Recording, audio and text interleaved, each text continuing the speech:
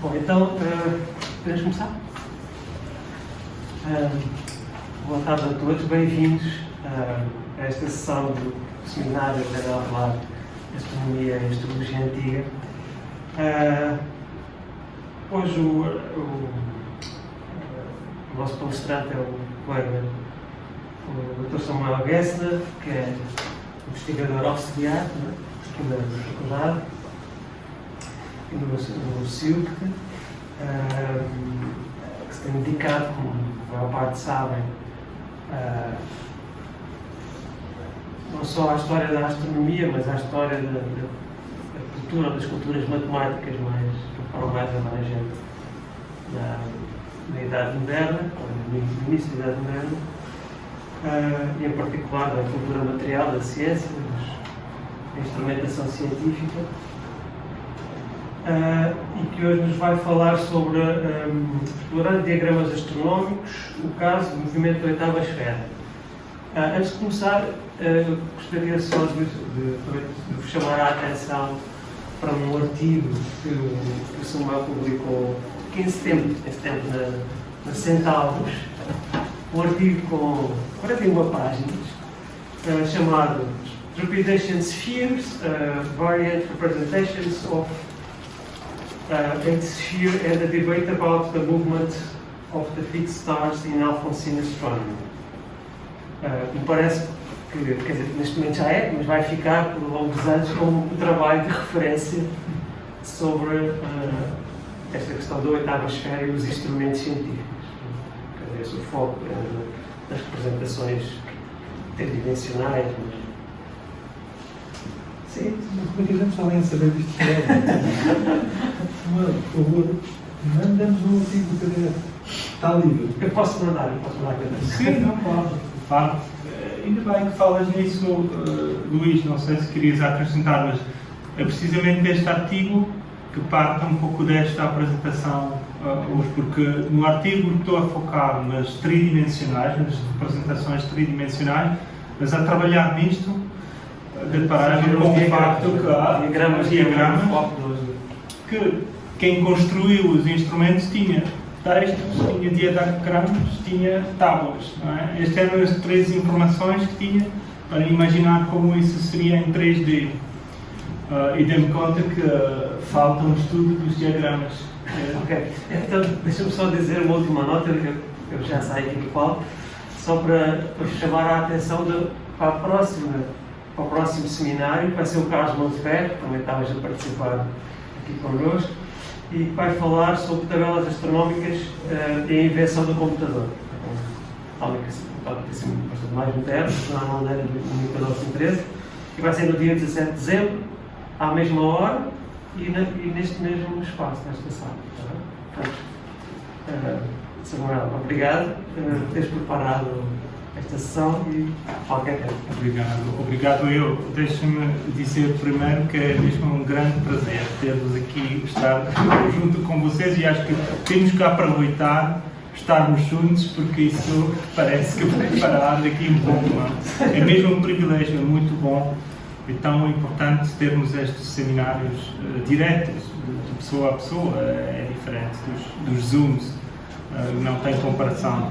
E especialmente também agradeço ao Luís Ribeiro, ao Luís Tirapicos, terem preparado tudo e feito com que este nosso encontro seja uma tradição, agora renovado, enriquecido também com mais temas da astrologia, incluindo esta parte.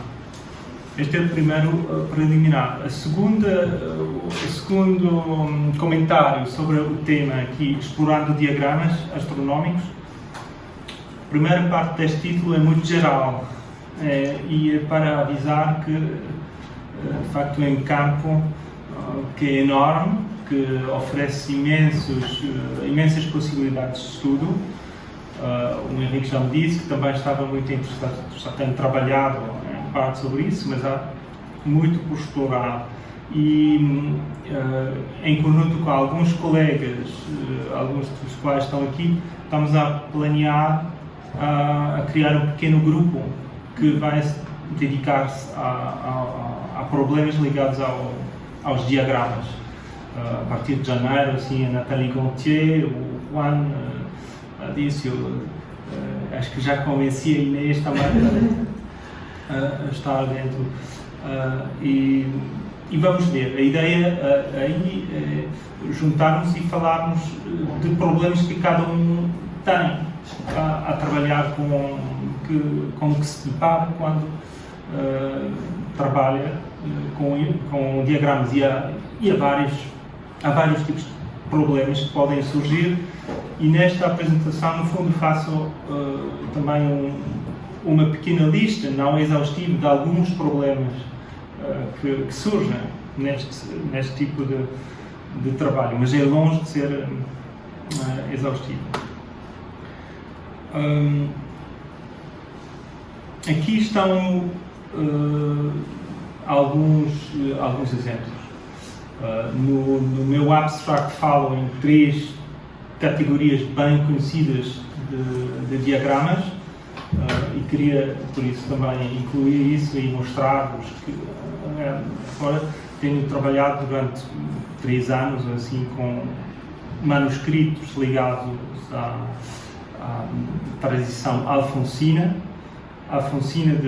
da astronomia, portanto é a astronomia vigente quase desde o século XIV, XV e XVI, grande parte do século XVI. E ao ver estes manuscritos, muitos deles estão na Biblioteca Nacional de Paris, outros em Munique, outros em Viena, ali a grandes pódios textos, e fica evidente que alguns tipos de diagramas surgem repetidamente, são frequentes, ao ponto que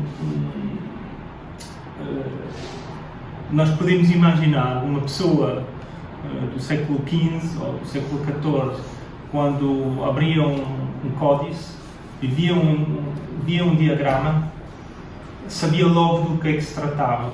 E realmente existem alguns documentos, alguns códices em que só há diagramas, não há texto. E portanto, há diagramas que viagem sozinhos, não sabemos normalmente não sabemos em que contexto é que surgiram, mas há um caso do astrólogo médico Heingarten, sobre o qual a Helene também trabalhava. Ele tem um códice em que copiava obras clássicas da astronomia e em numas folhas simplesmente desenhou estes diagramas aqui da teórica planetária, sem texto. Mas é evidente que ele tinha outras cópias com o texto, mas copiou esses diagramas. E então, claro, isto é, para nós modernos, é um pouco difícil logo perceber do que é que se trata. No catálogo não vem nada, eles pensaram que fazia parte do Tratado do Astrolábio, que está lá também, mas é evidente que isto faz referência a outra obra em que estes diagramas normalmente aparecem. Portanto, este é o grupo aqui à esquerda. O que é típico destes diagramas? Temos por fora o zodíaco, a esfera do mundo, o referencial absoluto normalmente é aquela da primeira esfera, ou de nona esfera, e depois dentro disso temos um deferente, que é um pouco excêntrico, temos os epiciclos em várias posições, e eu lembro há uns anos atrás o Henrique encontrou um artigo muito interessante do Peter Barker com o colega Carruthers, penso que eles falavam sobre estes diagramas, a sugerir que, enfim, a tentar perceber como esta maneira de representar sugere um movimento, não é? O epiciclo está numa posição diferente, depois no outro, e a situação altera-se. Portanto, são diagramas quase cinematográficos. Mas aí também o que não me lembro desse artigo, se eles mencionaram o facto que estes diagramas existem na tradição árabe. Portanto, estão no Althussi, obra clássica sobre a astronomia, e os comentários. Portanto, e aqui temos um caso típico, não é? De empréstimo ou de tradição diagramática que atravessa várias culturas, várias épocas. O caso do meio, alguém reconhece que tipo de diagrama é o que temos aqui no meio? São eclipse. Isto também é outro caso incrível, não é? Porque acho que durante 2000 anos eclipses são representados desta forma. Isso não é uma como é dizer, uma pintura de um eclipse. Não representa o que se vê no céu. Isso é muito abstrato, representa os 3 momentos do eclipse que são importantes e que são calculados normalmente usando as tabelas.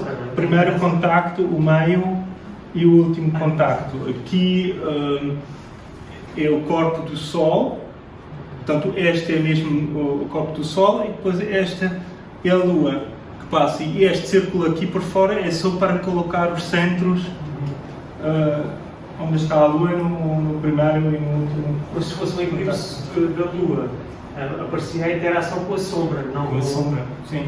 A linha da sombra e os contactos. E este é um dos diagramas. Haveria muito por fazer. Aqui há um estudo por fazer, de longue durée, etc. É fantástico. Está assim já em Ptolomeu. Pois, é isso. Está assim. Está em Ptolomeu. E não está só... isto não é um diagrama teórico, porque é um diagrama que surge, por exemplo, nos cânones que explicam como calcular o eclipse. No fim, há um cânon que explica como desenhar a figura do eclipse. E há maneiras esquemáticas, não é? Só para tomar nota, mas há maneiras também exatas, digamos, porque o diâmetro do Sol varia em função da posição, o diâmetro da Lua também, portanto, depois, claro, calcula-se a latitude da Lua no meio, portanto, isto tudo está condensado. O que também é típico neste e nos outros diagramas, vemos a diferença com os diagramas geométricos, euclides, porque temos legendas escritas, não é? Às vezes há diagramas com muito texto, este também, em que os conceitos associados a uma linha, a um círculo, etc., são a terminologia, bem ali. Isso, pronto, também é um caso que acho que merece ser estudado. No grupo à volta do Mathieu Husson, em Paris, portanto, este projeto Alpha Instável, isso é muito discutido, não é? Como tabelas, textos e diagramas interagem, quais são os pontos de ligação. E este é não é? As legendas têm terminologia que aparece nos textos e que aparece nos cabeçalhos das tabelas também. Portanto, há aqui uma rede de ligações que fazem estas, que permitem construir o conhecimento. E deixei para o último lugar aqui um género ou uma categoria talvez mais óbvia, ou mais os diagramas que representam instrumentos. Aqui digo só talvez um comentário breve, é que também a interpretação não é trivial. A abordagem, às vezes, quando lemos obras de historiadores de arte sobre obras com estas imagens, eles veem isso como uma representação pitórica, como pronto, assim é que aparecia o instrumento. Mas isso pode ser, mas muitas vezes não é. Muitas vezes é mais, muitas vezes é um esquema espécie de planta de construção que está feita de forma muito rigorosa. Às vezes é para recortar e para ser usado diretamente como relógio de sol. E por vezes também há representações muito abstratas. Não é? Se vocês às vezes viram no livro, vai às vezes uma figura assim. Isto é um instrumento, as réguas de Ptolomeu, não é? E vem assim, não vai mais. E depois há letras, parece um diagrama é euclidiano, mas representa um instrumento.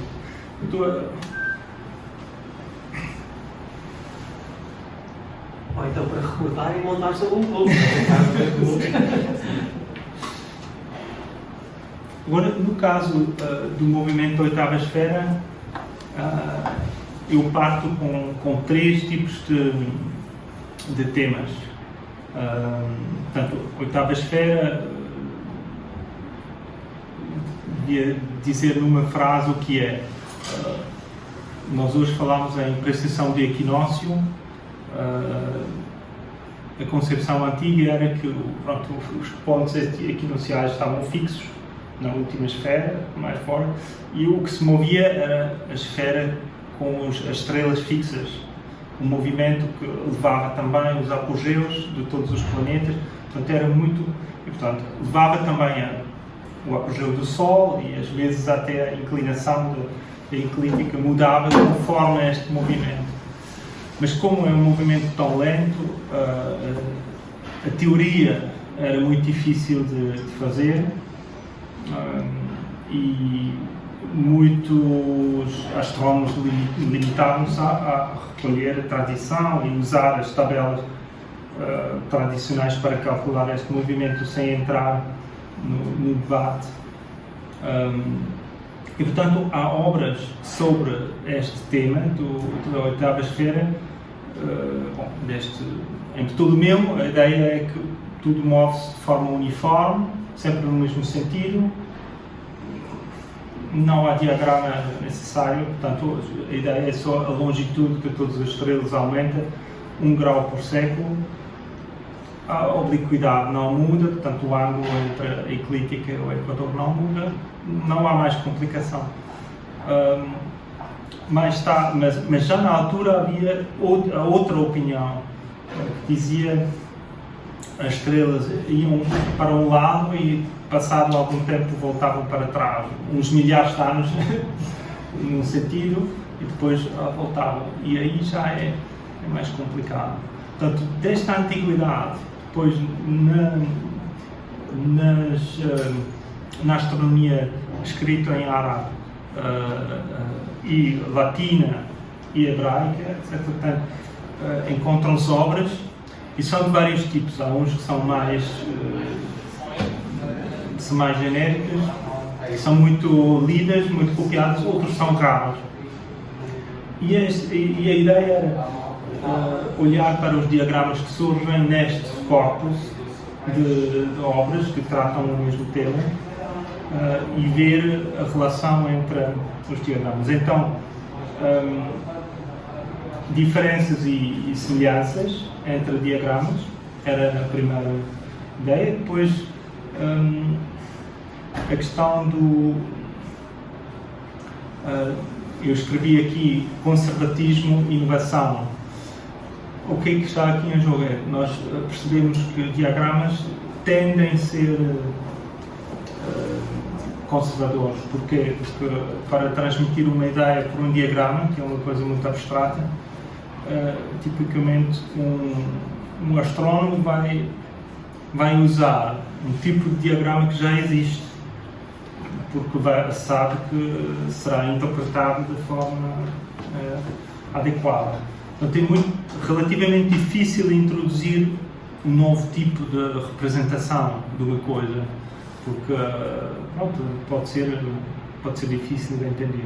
Há esta questão, não é, por exemplo, perspectiva linear existia, enfim, era disponível de certa forma, mesmo na antiguidade, sem teoria, mas quer dizer, havia representações com mesas, mas não é assim, visto de lado, etc.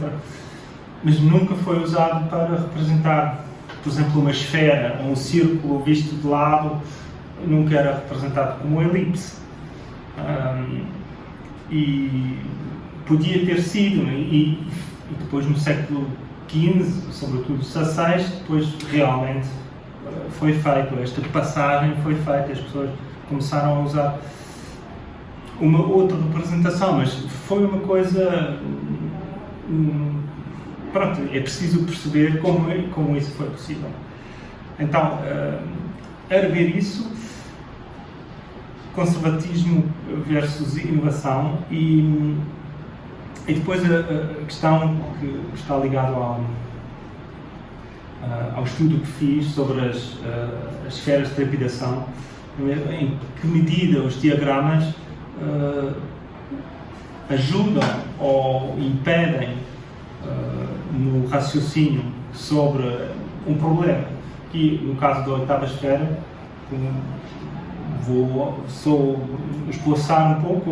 A oitava esfera é uma coisa complexa e, portanto, o diagrama pode ajudar, mas também pode esconder algumas coisas. Num workshop que organizamos a semana passada sobre diagramas e humanidades digitais, havia uma pessoa que fez uma apresentação muito gira, foi a Tina Mastoraco, que trabalha em Berlim com a Sónia Brentes. Ela foi ver nos autores antigos, sobretudo gregos, o que é que diziam sobre diagramas, o que é que os atores históricos, eles próprios, pensavam sobre como funcionava um diagrama. Ela trouxe esta citação, se calhar noutra tradução, ou ela é gracista, portanto deve ter traduzido, eu só encontrei isto, mas acho muito, portanto, Ptolomeu, nas harmónicas, o que é dado pela razão torna-se mais ensinável, mais facilmente a ensinar, mais fácil a ensinar e mais fácil de se lembrar, em conjunto com diagramas e figuras. Nós devemos aqui apontar duas funções. Uma é nós teríamos didática, não é? De explicar uma coisa, e outra é memorizar. Temos aquele caso do diagrama que viaja sozinho, que eu preciso só olhar para o diagrama e já me lembro de todas as partes, etc. A arte da memória, que era depois um tema muito importante também na Idade Média. Mas depois o inverso também. O que nós reconhecemos visualmente, portanto, um diagrama que está ali, vai se tornar ainda mais claro, ou se calhar só vai ficar claro, e represente melhor ainda o conteúdo através da interpretação poética. Enfim, não pus aqui o grego, provavelmente, e a pena que o Juan não esteja, mas a ideia, nós sabemos muito bem, um diagrama é muito ambíguo. E muitos diziam, mas como é que podemos estudar diagramas sem texto? Sem texto o diagrama não funciona. Não é bem sem texto, é sem o que a pessoa sabe, não é? para usar um diagrama, temos que saber muita coisa. E portanto, temos que ter em mente que estudar diagramas quer dizer nós contamos com o que as pessoas sabiam, as pessoas que viam os diagramas, o que eles sabiam. Isto é, e esta referência à poesia, enfim, a semelhança à poesia. A poesia é assim, não é? Um poema só é muito sintético, evoca algumas coisas, e nós, ao ler ou ao ouvir a poesia, pela imaginação, completamos tudo, tornamos isso vivo e real. E na epistemologia antiga, parece ter sido muito claro esta ideia que o diagrama na página, enfim, o que está aqui opticamente perceptível, é muito pouco. Não é? O que se passa é depois o processamento pelo intelecto ou pela alma aristotélica, não é? Que faz um ato poético.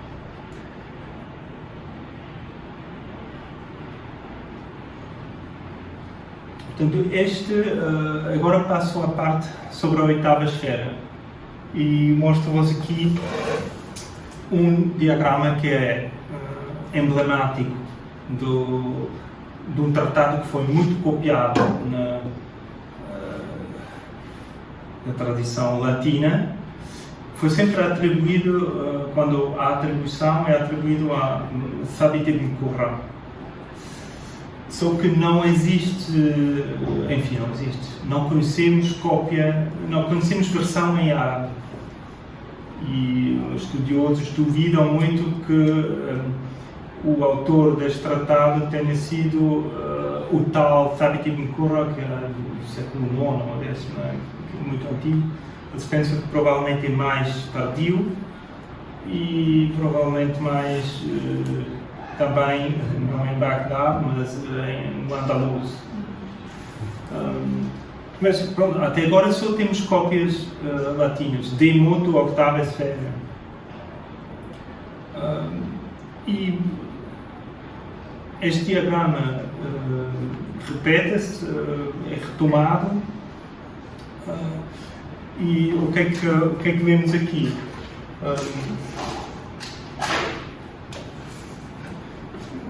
É fácil para mim porque é só ler as legendas, não é? Este é um círculo máximo da esfera mais exterior, nona esfera neste caso, e estes dois pontos são os dois pontos equinociais. Está aqui Caput Arietis, Caput Libre, portanto o início do signo carneiro, o início do signo da balança. À volta disso, depois o texto explica, um ponto da oitava esfera, que está no interior desta nona, desloca-se à volta de um pequeno círculo e, igualmente, um ponto oposto desloca-se à volta de um círculo do mesmo tamanho, um ponto oposto.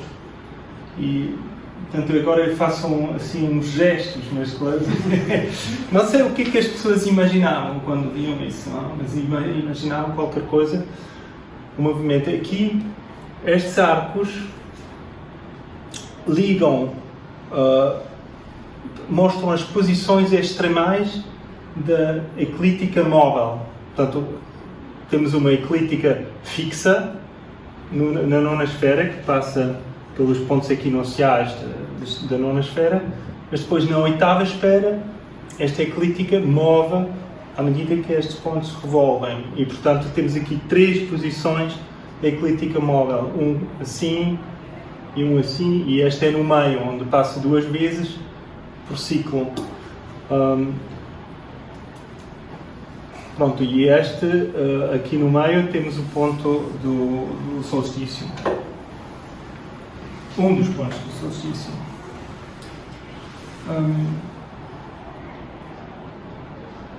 Este texto, vemos aqui vemos um extrato do texto, vinha tipicamente também com tábuas. Portanto, é um dos... Teórica Planetarum, textos não têm tábuas, normalmente é puramente teórico, tem texto, tem figuras, mas este de moto oitava esfera é muito, certo, está numa parte que descreve o diagrama, depois tem uma parte em que são apresentados tábuas, tabelas, que permitem calcular o desvio em longitude da oitava esfera relativamente à nona, portanto para passar das coordenadas estelares, portanto, siderais, coordenadas siderais às coordenadas tropicais. As tropicais são aquelas relativamente aos pontos vernais fixos. E este desvio que se queria... Vinha, portanto, nós temos aqui os ingredientes que os antigos tinham à disposição, textos, tábuas, diagramas e, de vez em quando, representações tridimensionais. Aqui não, nesta fotografia não dá, mas o artigo que vos mandarei haverá um close-up em que se vê que estão aqui pequenos círculos. Estes pequenos círculos estão representados em latão. Mesmo assim fica confuso, não ajuda muito relativamente ao diagrama, mas enfim, este é o desafio.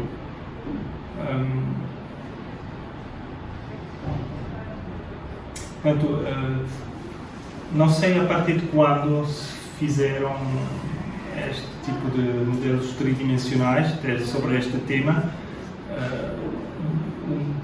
O exemplo mais antigo, a referência mais antiga que encontrei é num texto de Cito Orbis, um comentário de Cito Orbis pelo Vadiano, que fala do matemático em Viena, portanto isso é 1514, acho,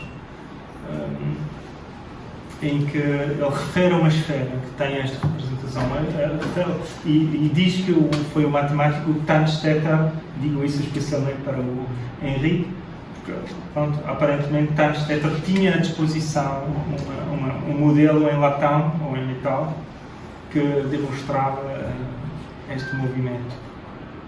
Não sei se havia este tipo de instrumentos antes. Agora, eu mencionei este grande plano de fazer um estudo de todas as obras sobre o tema através de todas as tradições, mas tudo começou de forma muito mais localizada e, no fundo, num caso que se calhar nos excite mais porque somos europeus e isso aconteceu na Europa, etc. Mas não, eu acho que haverá muitas histórias deste tipo a contar.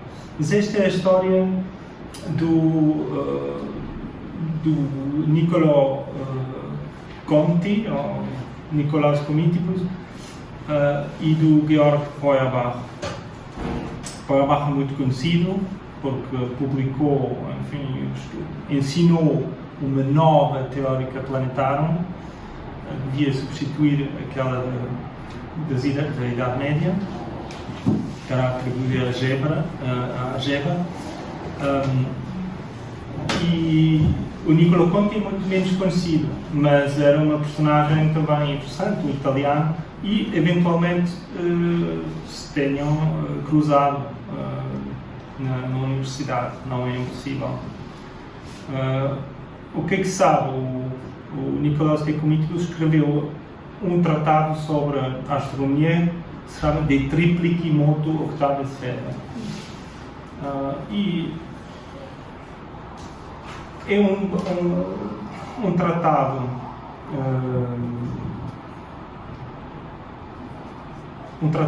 que bom, no fundo o título já mostra que está relativamente perto do De Motu Octave Sfera, não é? Mas ele diz De Triplici Motu Octave Sfera porque o Thabit, o pseudo-Thabit, o texto do pseudo-Thabit mostra a chamada trepidação, estes dois círculos. Agora, no âmbito alfonsino, havia mais um movimento, não havia só a trepidação, mas sobreposto a esta trepidação, as tábuas ensinavam a acrescentar um termo linear. Portanto, havia a oitava esfera para calcular o desvio entre coordenadas siderais e coordenadas tropicais, tínhamos a adicionar duas componentes, uma linear e uma oscilatória.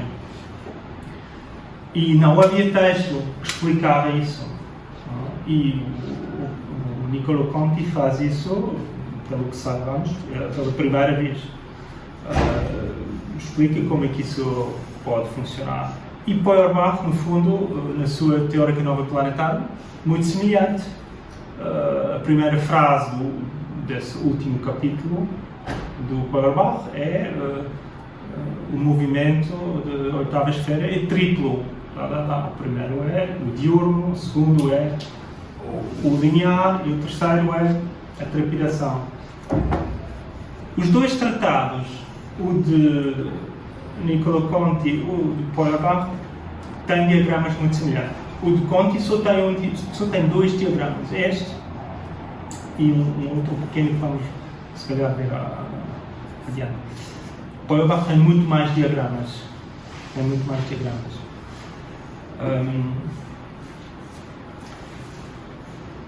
Agora está um bocadinho pequeno, mas agora podemos fazer aquele jogo das 10 diferenças, não é? Quem é que... o que é que está diferente? O que é que vos aparece assim à primeira vista? O que é que se vê rapidamente? Parece que a direita tem mais linhas, mais pontos ligados. Aqui, exato. Aquele só tem as situações extremais da eclíptica e Feuerbach mostra aqui ainda estes em que a eclíptica da oitava coincide com o plano de nona, que são estes dois pontos, e depois um que é genérico, ou assim, intermédio. E vem mais alguma coisa? Parece haver uma graduação naquele da esquerda, do cognitivo. Há uma graduação no eixo horizontal, não é? Isto aqui, depois, eu peço desculpa, isso está um bocadinho desfocado, são letras que referem aos pontos. Portanto, aqui deveria haver dois pontos que não são desenhados, mas cá há letras e não consigo dizer se o texto refere, mas sim, aqui não há nada. Bom, e este depois também tem 3 pontos em cima, 3 pontos em baixo. Exato. Portanto, o Feuerbach aparentemente pergunta-se o que é que se passa com o polo da eclíptica móvel. Claro. Qual é o movimento do polo desta eclíptica? O Comitibus não faz esta pergunta. O que é interessante, não é? Porque se pensarmos no movimento da oitava esfera para calcular a longitude de um apogeu, etc., não precisamos saber para nada o que fazem os polos. Mas o Feuerbach tem esta preocupação com algum realismo, talvez, mas aquele saber o que é que se passa realmente também nos outros sítios da esfera, não só em longitude. É uma diferente... Mas isso era o movimento de nutação? Ou não tem a ver com isso? Não é bem nutação, porque não é o eixo, digamos, da Terra, que é a nutação. Mas é um plano que está a rodar ali ao meio que móvel. Posso dizer uma coisa? Sim. É que se vocês nunca viram isto desenhado modernamente, vocês têm muita dificuldade em perceber o que está ali. Pelo menos eu tive. Enquanto eu não vi isto desenhado modernamente, eu nunca percebi bem. No momento em que a gente vê desenhado com as convenções gráficas modernas, uma espécie de linguagem, não é? No fundo, os diagramas são uma espécie de linguagem. Não sei se vocês estão a perceber o que é que está ali. Se a pessoa não domina a linguagem, não percebe. Sim, eu estou aqui a jogar um jogo com vocês, mas é de propósito. Já sabes porque... Não, é porque... Vamos já ver. A próxima... Vamos já ver, não? É porque estes diagramas... Nós imaginamos, deve corresponder a qualquer coisa, não é? Em 3D. Mas a que é que corresponde exatamente? Não é unívoco, não é? E então... Uma coisa que se nota no texto, quando comparamos o texto, há um passo, infelizmente ficou muito pequeno ali, e vocês têm que, eu suponho que toda a gente sabe latim aqui, não é? O Nicola Conti diz, e como do capita cancre e capricórnio que estava a esfera nunca há separantur a superfície eclíptica nona. Portanto, ele diz o início do capricórnio e do câncer, que está aqui, nunca se separa da eclíptica fixa. Portanto, fica sempre dentro do plano. Portanto, enquanto a eclíptica móvel mexe, o ponto mais alto, o início do Capricórnio e do Câncer, portanto, os pontos solsticiais, ficam sempre no plano da eclíptica fixa. Enquanto Feuerbach diz outra coisa. Ele diz, cum hoc, quod ecliptica octava esfera sempre intersecat eclipticam none, dum intersecat saltem in capitibus cancri et capricornio. Portanto, ele diz, há sempre uma interseção entre a eclíptica móvel e a eclíptica fixa, mas esta interseção ocorre sempre no ponto solsticial da nona esfera. Portanto, aqui os pontos os pontos solsticiais movem-se, mas ficam sempre dentro do plano. Aqui também se movem, mas a interseção entre as duas eclípticas está sempre no mesmo ponto. Portanto, e esta frase podemos interpretar assim, e agora, e aqui a tentativa de... Tenho de sair do full screen, provavelmente, não é?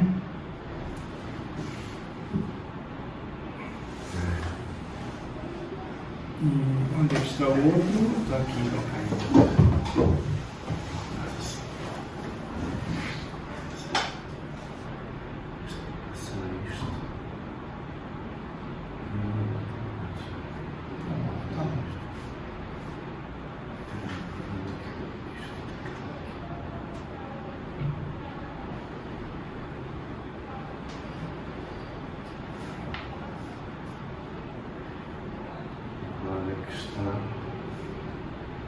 Portanto, eu vou tomar, mas eu tenho de depois clicar, tenho de ativar. Sim, mas precisa arrastar palavras todas. Exato. Isto é mais fácil de fazer.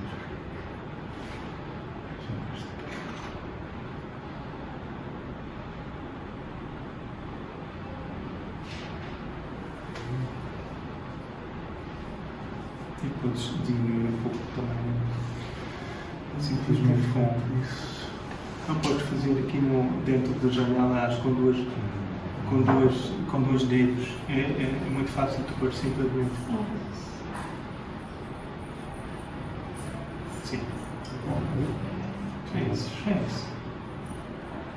Obrigado. E agora, portanto, esta é a representação do Niccolo Conti. Agora, o que é que ele diz? Ele diz que a cabeça de câncer, ou o início de câncer, nunca se separa da eclíptica da nona. Portanto, o esquema é esta, não é? Nós temos os dois círculos e eles intersetem a eclíptica da nona, mas de forma a que o ponto médio, afastado de 90 graus dos pontos equinociais, fica sempre nesta eclíptica fixa.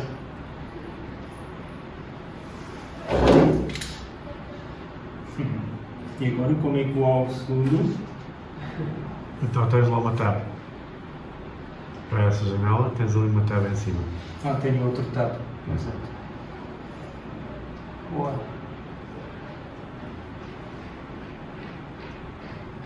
E aqui temos o nosso Feuerbach. O que é que ele disse? Como é que é o movimento? Lembram-se? Ele diz: a eclíptica da oitava corta a eclíptica da nona sempre no mesmo ponto, sempre no capo de cancre. Então, o que é que isso dá?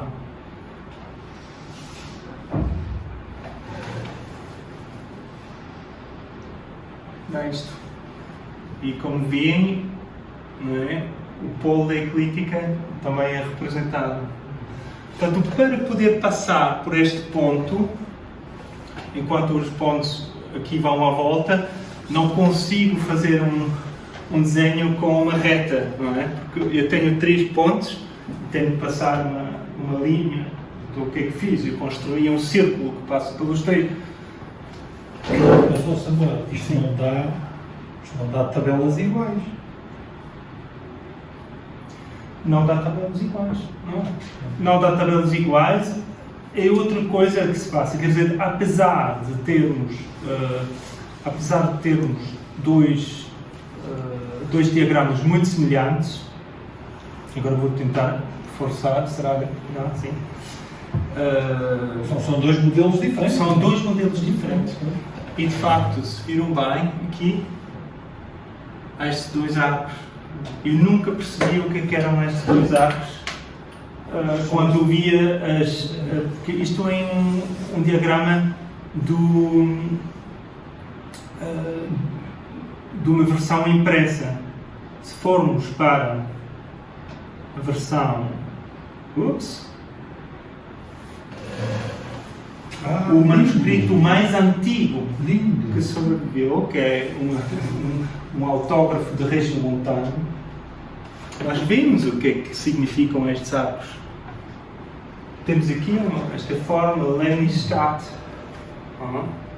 e fica muito mais, não é? Isto é, portanto, Feuerbach, ou se calhar Regiomontanos, tinham uma ideia muito clara do que se passa, mas quando se fabricou o diagrama para a impressão, perde-se uma informação visual, não é? Que é muito sugestiva aqui e que não é passado para frente.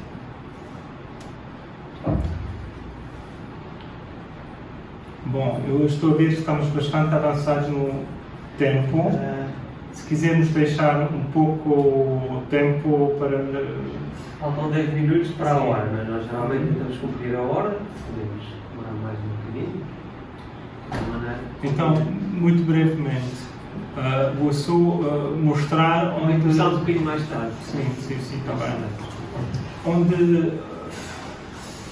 Onde é que estou até agora? Há muito pouco tempo, quando comecei a ver o que é que temos como obras que falam da oitava esfera. Uma suspeita já agora é que estes diagramas que encontram em Niccolò Conti e Feuerbach não são totalmente novos. De facto, são semelhantes a figuras que vêm dando. É bastante claro que o Feuerbach, de certa forma, copia ou usa a figura do Niccolò Conti, mas reinterpreta, acrescenta. E, portanto, a ideia é, bom, quais são as dependências, como é que a linguagem diagramática evolui,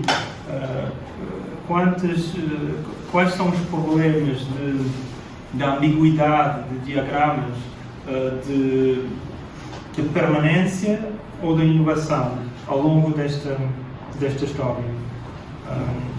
E então, até agora, tenho aqui estas obras que são às vezes mais alargados, que têm um capítulo sobre a oitava esfera, outros são só dedicados à oitava esfera.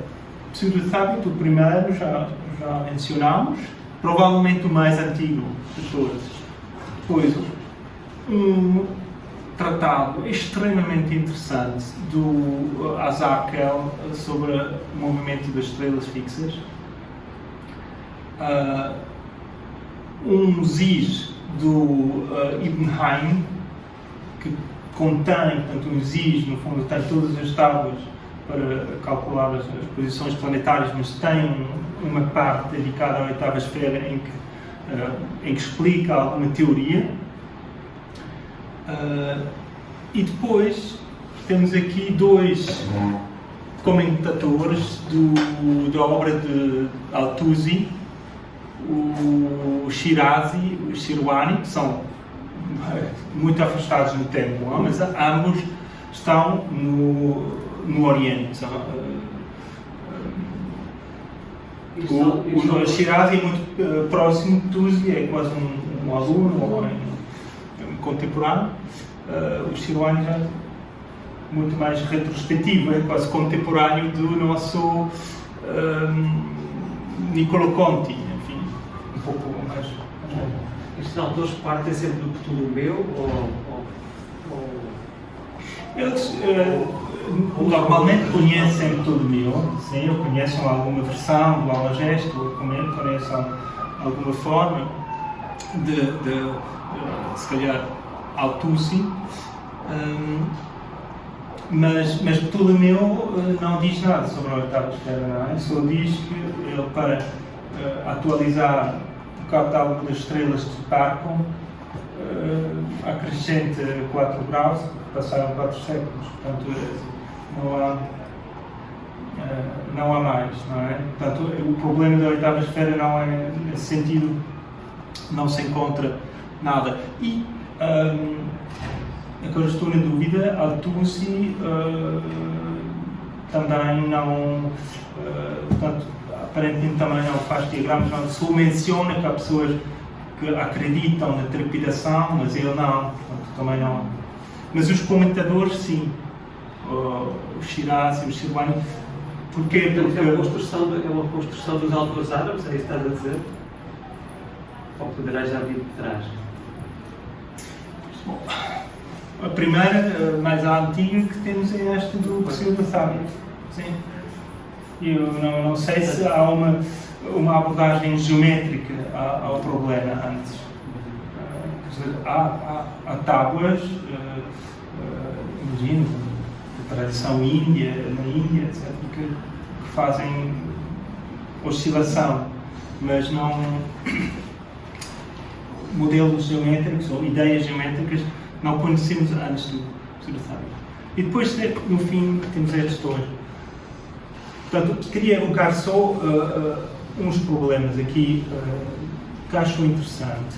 O primeiro problema aqui é associado à tal obra do Az-Zarqali. Az-Zarqali é muito antigo, não é? No Al-Andalus, na altura em que se faziam as tábuas toledanas, mas o único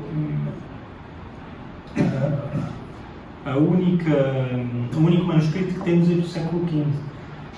E muitos manuscritos do Pseudo-Thabit, portanto, supostamente a obra mais antiga, também são mais tardias. Não? Eu não consigo datar assim, como não me lembro o que é, mas isto deve ser o século XIV e este, se calhar, século XV.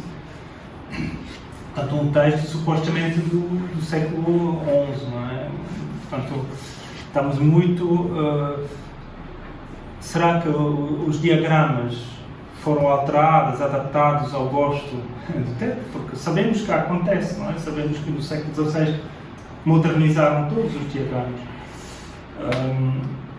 O que se vê, o que é certo é que estes diagramas dentro do Demontou a oitava esfera são diferentes do tal que eu vos mostrei no início. O início era este.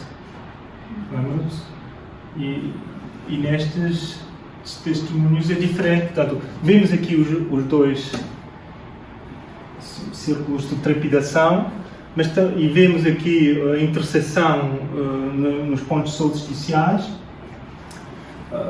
mas é diferente, e tem um círculo adicional que é o Equador. Portanto, tenta mostrar-me, ainda não percebi muito bem qual é a diferença se estes diagramas aparecem juntos ou se há duas tradições. Quer dizer, o texto foi editado por, não sei se é Neugebauer ou traduzido por Neugebauer, editado por Benjamin, mas não sei o que é que eles dizem sobre os diagramas. São uma das coisas a ver. E depois, finalmente, o tratado do Az-Zarqali, em que só existe uma tradução do século XV, portanto, são tipo 500 anos, ou 400 anos, entre a produção da obra e o documento, não é? Quer dizer, é uma coisa que existe muito. Os manuscritos de Euclides também só há, os mais antigos são bizantinos, não sei, um pouco antes do fim do milénio. Portanto, também não temos diagramas de Euclides, só temos os diagramas. Portanto, aqui temos uma coisa um pouco semelhante. Portanto, como tratar isso, como afirmar, enfim, estudar o uso de diagramas do Azarkali, digamos, quando não temos os diagramas do Azarkali. É? Aqui há trabalhos, há coisas, há caminhos trilhados pelo o estúdio, quem estudou Euclides, por exemplo, ajude-me, o Ken Saito, o Revilnet, que mostraram o papel dos diagramas, mas está longe de ser resolvido. Um dos palestrantes, a semana passada, foi precisamente um investigador que quer estudar os diagramas de Euclides de todos os manuscritos, pôr isso numa grande base de dados e tentar avançar. Portanto, há muito por fazer. E se calhar mais um problema ligado um pouco a este trabalho mais tradicional, no século XIX, sobretudo, e no século XX também, foi a grande era das edições críticas, uma edição crítica de texto, uma arte pleno direito, etc., com várias técnicas, várias escolas e elevado a muito alto nível. Sabe-se como fazer edições de texto. Mas no caso dos diagramas é muito diferente. Como editar diagramas? Mostro aqui apenas uns exemplos do que foi feito. Portanto, este é um trabalho de 1950 por Milan Svalikrosa. Ele é que traduziu Azarkali em hebraico para castelhano. O que é que fez com as figuras? Redesenhou e as pessoas depois chamam isso uma edição diplomática. Diplomática quer dizer que é muito próximo do que lá está, sem alterar muito, mas se calhar corrigindo algumas coisas. E aliás, a Josefina estava no workshop e ela disse: mas ele mudou as letras. Portanto, o editor intervém sempre e, se calhar, se mudarmos as letras, neste caso é um pouco, se há um manuscrito, não complica muito, mas se tivermos vários manuscritos, claro, pode ser importante termos o registro de onde estão as letras, como cada manuscrito é que coloca as coisas. E depois tem-se tomar uma decisão. Vamos então usar este diagrama na nossa edição ou não? Aqui, no século XXI, estamos numa situação um pouco diferente, porque já podemos imaginar fazer edições não impressas. Por que não usar uma versão, um formato digital, em que temos as variantes todos disponíveis para quem lê, e portanto um leitor pode ver os clips, como aqui, do facsímile, e pode ver várias versões redesenhadas e comparadas. Portanto, isto é um dos desejos que eu teria, é que conseguir arranjar uma ferramenta que permite fazer isso. Não só para estudar diagramas, tê-los todos um ao lado do outro e poder fazer comparações facilmente, mas também publicar nesta forma. para os convidados estudiosos poder aceder e acompanhar o argumento. No caso de Azarkali, é interessante porque Goldstein, em 64, escreve um artigo muito bom sobre a trepidação e explica tudo. Se quiserem um diagrama compreensível para nós, tem que ir lá. Acho que o Henrique pôs este artigo também online, ali no curso livre sobre o Alma Gênesis, está lá. E o que é que ele faz? Ele diz, bom, ele reproduz o diagrama de Milas-Fallicrose, mas desenha mais um e diz, bom, eu vou também pôr outro diagrama porque é mais correto, de certa forma é mais a linha Z, U é tangente a este pequeno círculo, o que não está no original.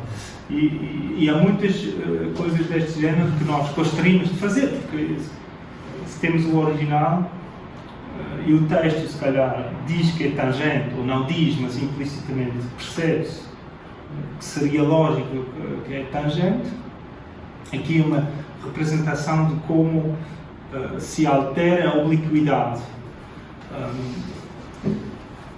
Então, temos que intervir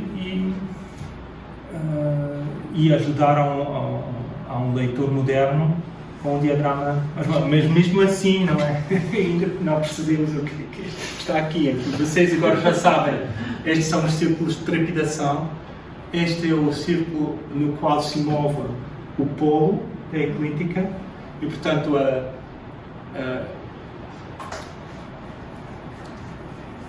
enquanto o polo se move aqui, a eclíptica, a inclinação, a obliquidade muda e, portanto, isto, depois o Azarkali calcula isso, propõe uma tábua para avaliar a obliquidade ao longo do tempo.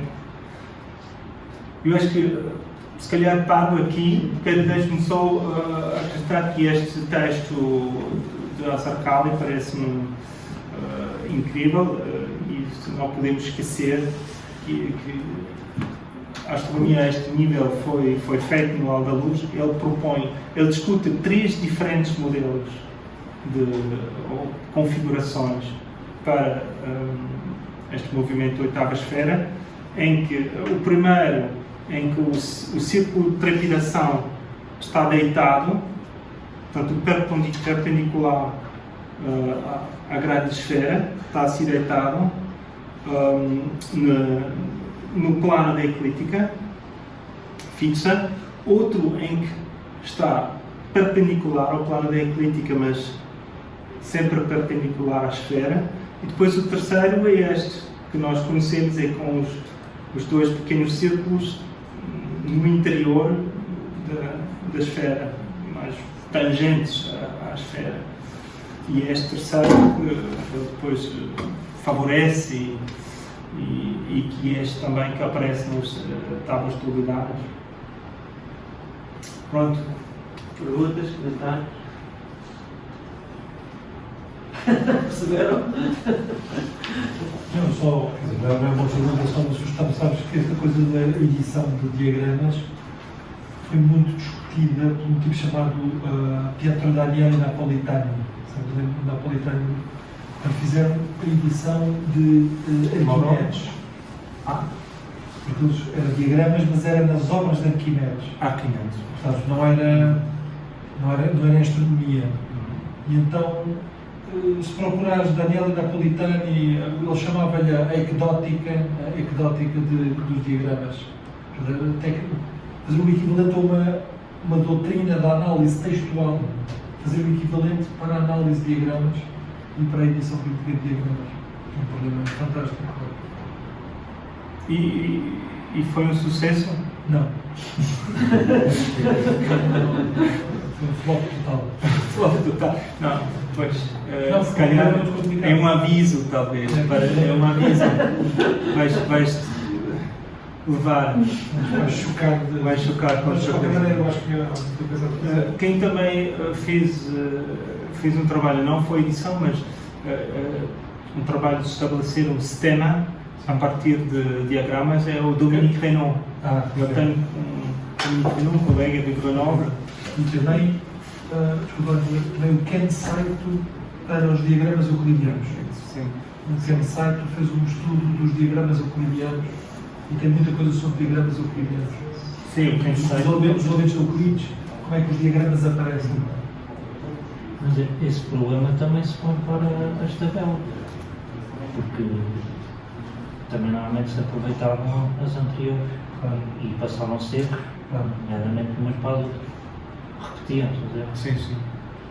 Mas eles nas tabelas eles sabem tudo, porque o projeto Alfa andam a estudar isso com muito cuidado, como as tabelas são copiadas. Exato. Este é um pouco o background, não é? O projeto Alpha, em Paris, eu acho que enviei-te aquele link para Dicha, que é uma plataforma online em que está livre a ser usado, enfim, tens que, se calhar, obter uma credencial, mas depois podes inserir as tabelas sobre os quais tu trabalhas e podes compará-los. Podes analisá-los e ver se têm os mesmos parâmetros, não têm, e há um botão lá, se tiveres as tabelas carregadas, um botão edição, e aquilo produz automaticamente uma edição crítica, em que aparecem as variantes, cria-te um aparato crítico e podes escolher qual é o manuscrito principal. Portanto, sim, para as tabelas, também inspirado na edição de textos, já existe. Agora, tentamos fazer isso para diagramas. Vamos ver o que é que está. É muito mais desafiante no sentido que não há comunidade coerente. Há muitas pessoas que trabalham sobre diagramas, mas não há a mesma. Todos fazem um pouco de formas diferentes, é muito mais heterogéneo.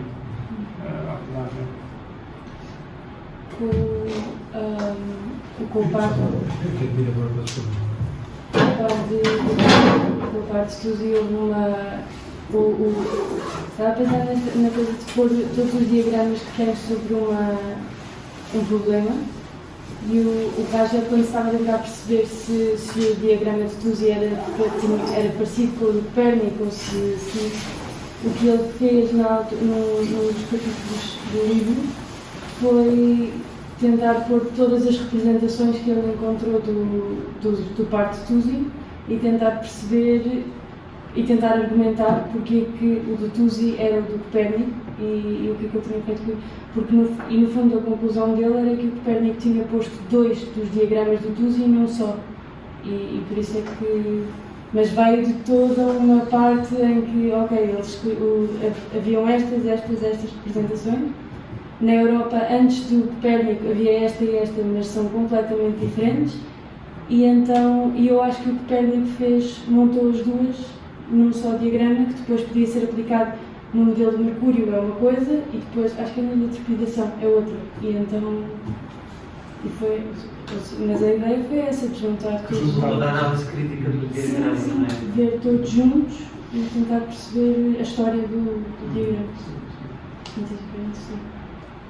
Pois, mas este argumento, portanto, baseado nisto, depois argumentou-se que o Copérnico, por alguma via, deve ter tido conhecimento de um trabalho de TUSI, mas o argumento foi também muito atacado, não é? Muito posto em dúvida. Sim, mas esse capítulo do Rajep já foi muito mais à frente, foi um dos últimos, e aí ele já chamava as pessoas que diziam que achavam difícil que fosse o mesmo diagrama, eu já o chamava de céticos, porque ele dizia a evidência tão forte, e ele foi aí que ele analisou todos. Isto é, depois lembro-me de quando é que foi publicado este artigo do Rogério? Era um capítulo de um livro, eu posso-te mandar, eu tenho no computador. Sim. Sim, eu agradecia, essa de certeza é uma coisa que eu queria ver, como ele fez. E 18 por volta disso. Estava-me a lembrar quando mencionaste a relação entre os textos e os diagramas. Estava-me a lembrar que eu tenho um caso em que a descrição, já no século XVIII, a descrição de um instrumento em que eu tenho só o texto. Portanto, e o texto acompanha um diagrama e diz, e cita mesmo as letras do livro. É a descrição do instrumento simples.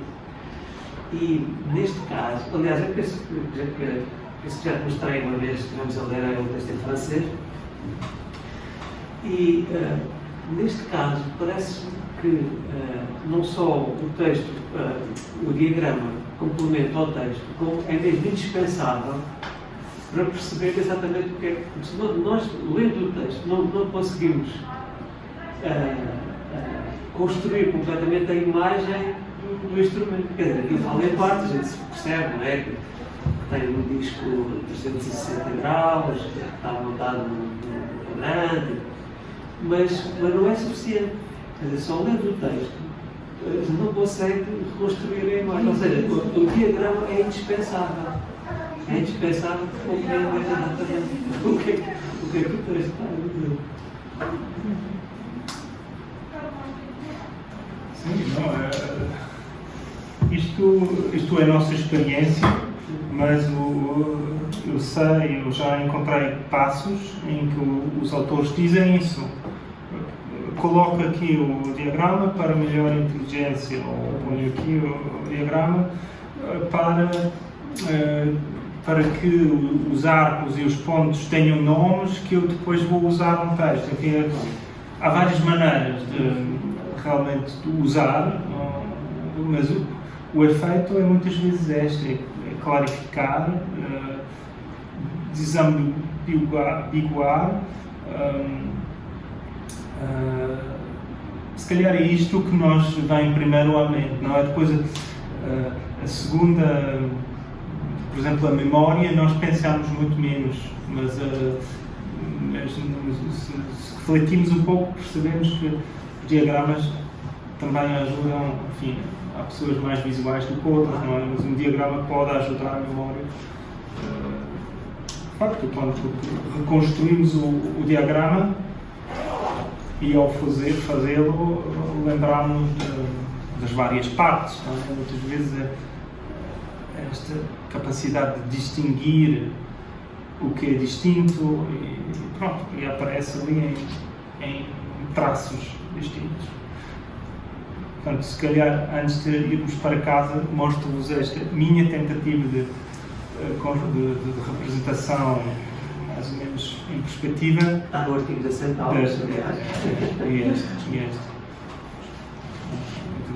Em que vemos os dois círculos de trepidação aqui imaginados perpendiculares ao plano aqui da esfera décima, da eclíptica décima, que é E10,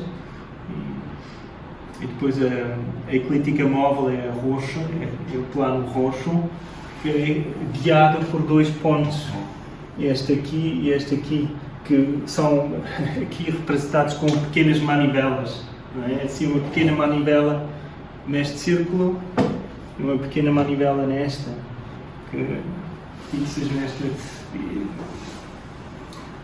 Será que é mais fácil de entender assim do que o outro? Não sei. É? Vamos pensar em três dimensões. Vamos pensar em duas dimensões. Muito obrigado. Obrigado, Samuel. Obrigada.